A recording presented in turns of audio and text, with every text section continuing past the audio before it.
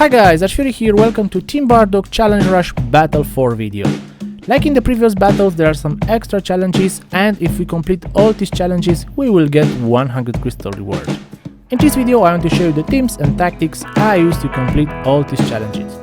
Let's get together those 100 crystals.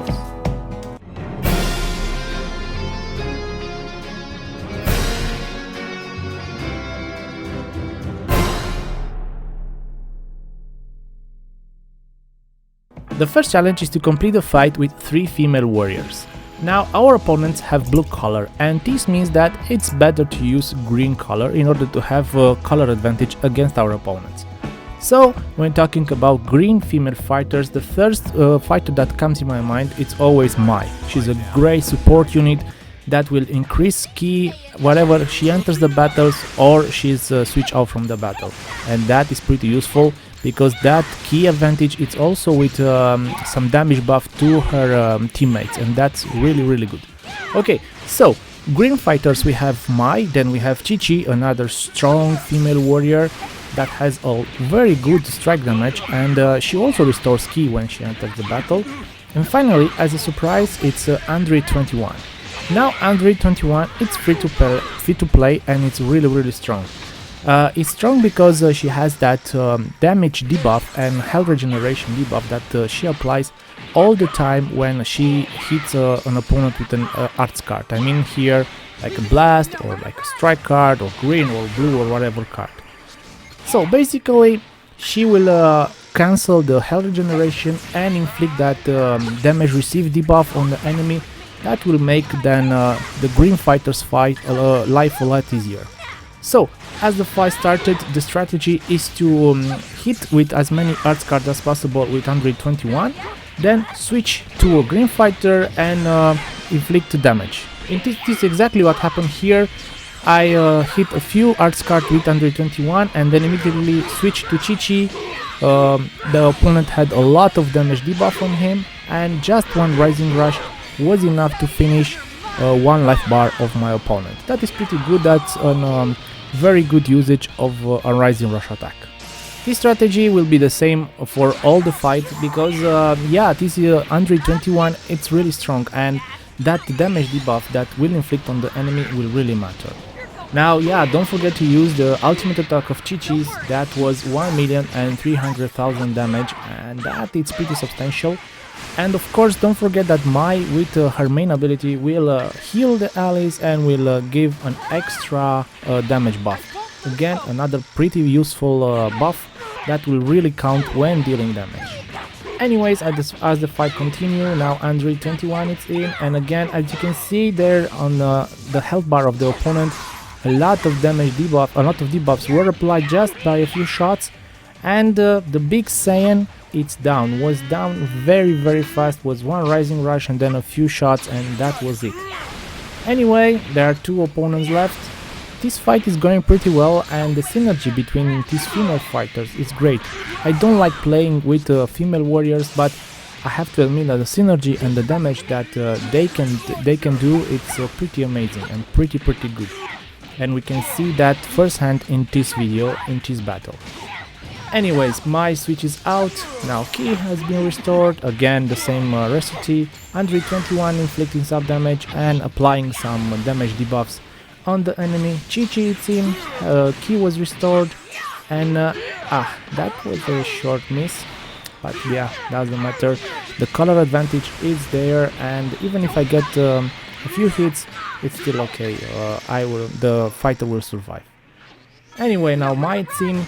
Yeah, don't forget about use all the green cards and blue cards. These are very useful, and try to use them as efficient as possible. This is the secret, to use them as efficient as possible, and always try to hit with these cards. That is really important.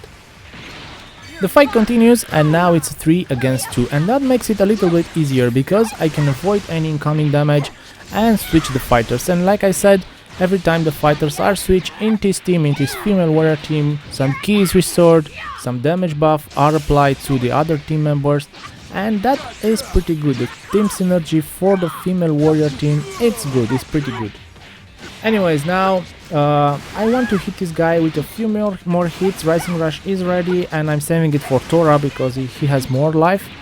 Anyway, let's hit him with as much cards as possible, bringing 21 in, and he remained with 1 hit point left. That's it. Yeah, he's one lucky guy, what can I say? So far, he survived. But anyway, the strategy remains the same, and Rising Rush on Tora will do the job. He has 0 chance to block an incoming Rising Rush, so guys, try to pick a card that it's in your advantage. So in my case, ChiChi is a striker, that's why I picked a blast card, so she can hit at least 2 strike cards and something extra that was there. And yeah, the strategy was good. Tora is down, now it's just this lucky Saiyan in, but it's a small matter of time because 1 hit was enough to finish the fight. So this was the female warrior challenge, and I gotta say it was not hard. The team synergy and the buffs between the fighters were pretty good, and yeah, it was not very hard. Anyways, next fight is with 3 regeneration characters, and in this case it's a lot easier because we have really strong green regen characters. In my case, I've used Awaken Majin Buu, Buhan, and I put another blue super baby there because yeah, he will give some nice buffs to my green units, but the main fighters are Awaken Majin Buu and Buhan. Now in this fight there is not much to say because Buhan is really strong. Awaken Majin Buu, it's also very strong, and every time he enters the battle he will apply some damage debuff on the enemy. And anyway, he can take any incoming damage because he's a tank. He will take the damage, then heal immediately after a portion of the incoming damage that he took. If you are planning to use this team, then most probably you'll be able to complete also the 3rd challenge from this battle, meaning to finish the fight within 140 timer counts. Now I know that challenge can be completed also with the female warrior team, because the synergy and the buffs and everything is great there also, and if you play safe, and maybe if you have a little bit more stronger female warriors than me, then you'll be able to complete the challenge with the female warrior teams. But in my case, the regeneration team is better, and I plan to use regeneration team for that challenge also. So in this case we have to finish the fight until the timer reaches 60 mark. That's not hard, it should be done for sure. Anyways, the fight continues, and Super Baby's main ability, it's great because it will give a nice damage buff to the other fighters, and that damage buff will do wonders, especially for Buhan, because every attack now from Buhan will matter. Buhan is strong, and maybe he's the strongest fighter in this team because he has a lot of buffs on him, and every time he enters the battle he will restore some ki, and if the opponent somehow decided to switch the fighter, then he will again restore some ki. He has that amazing green card that can block almost any incoming attack, and yeah, overall Buhan, it's maybe the MVP of this fight. Anyway, we have also Super Baby, and we have also Majin Buu, Awaken Majin Buu, and Awaken Majin Buu, again, every time he enters the fight, he will apply a damage debuff on the enemy, like I think 15% more damage on the enemy. That's pretty good. But now it's time for the 2nd Rising Rush, and again I'm going to use Buhan, even if I know that Majin Buu will still be enough to get 1 life bar from my opponent. I'm going to use Majin Buu, Buhan just in case. Anyways, I was wondering what's your opinion about this kind of events. I know that Dragon Ball Legends is mostly PvP related, and yeah, I agree with that, but sometimes, you know, maybe having this kind of missions is nice. It's not bad. For me especially, I enjoy it because I get sometimes frustrated or annoyed when playing PvP. There are a lot of lag and a lot of maybe cheaters or whatever, you find stupid things there, so these kind of missions are pretty good, are pretty nice. And yeah, I hope the developers of the game will give us more challenges like this in the future, hopefully with better rewards.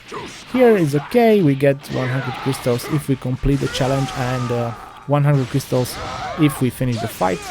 That is good, but still, yeah, the bigger reward will be, let's say, more fun.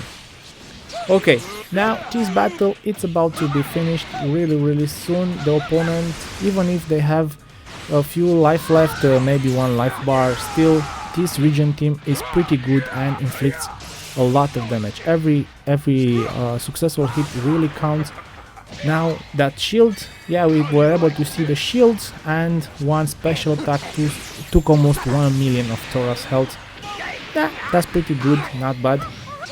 Anyway, remember, if we want to complete the third challenge from this fight, then we have to finish the fight until we reach the 60 timer count mark. I'm sure that with this team you guys will be able to finish that fight within 140 timer counts. Anyway, this was the Battle for Team Bardock Challenge Rush video. I hope you guys like it. I hope you guys enjoyed the team and also the strategy that I used to complete this challenge. And yeah, until next time, I will make a video with the ultimate fight, ultimate battle very soon. Until next time, stay safe, stay healthy. This is Fury. Thank you very much for watching and see you guys soon. Bye!